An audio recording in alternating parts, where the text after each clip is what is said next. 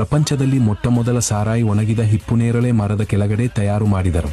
ಆ ಒಣಗಿದ ಹಿಪ್ಪುನೇರಳೆ ಮರದ ಒಂದು ಕೊಂಬೆಯ ಮೇಲೆ ಕೋಗಿಲೆ ಮತ್ತು ಗಿಳಿ ಗೂಡು ಕಟ್ಟಿಕೊಂಡು ಇರುತ್ತಿದ್ದವಂತೆ.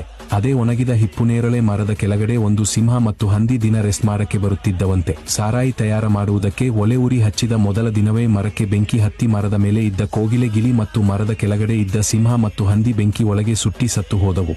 ಆ ಸತ್ತು ಹೋದ 4 ಜೀವಗಳ ಆತ್ಮ ಮರದ ಕೆಳಗೆ ಇದ್ದ ಬಾಟಲಿನ ಒಳಗಡೆ ಸೇರಿಬಿಟ್ಟು ಆಯ್ತು. ಅವತ್ತಿನಿಂದ ಯಾರು ಸರಾಯಿ ಕುಡಿದರು 1-2 ಪೆಗ್ ಬಿದ್ದ ಕೂಡಲೇ ಕೋಗಿಲೆ ಆತ್ಮ ಮೈಯೊಳಗೆ ಬರುತ್ತೆ, ಸ್ವೀಟ್ ಆಗಿ ಮಾತಾಡುತ್ತಾರೆ.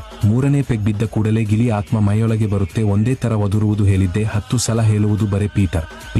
4ನೇ ಪೆಗ್ ಆದ ಕೂಡಲೇ ಸಿಂಹದ ಆತ್ಮ ನಾನೇ ಡಾನ್, ನಾನೇ ದೊಡ್ಡವ, ನನ್ನ ಮುಂದೆ ಯಾರು ಇಲ್ಲ, ನನ್ನಷ್ಟು ಬಲಶಾಲಿ ಯಾರು ಇಲ್ಲ ಅನ್ನುತ್ತಾರೆ. ಇನ್ನು ಲಾಸ್ಟ್ ಪೆಗ್ ಆದ ಕೂಡಲೇ ಹಂದಿ ಆತ್ಮ, ಇನ್ನು ಏನಾಗುತ್ತೆ ಅಂತ ಗೊತ್ತಿದೆಯಲ್ಲ ನಿಮಗೆ ಎಲ್ಲರಿಗೂ.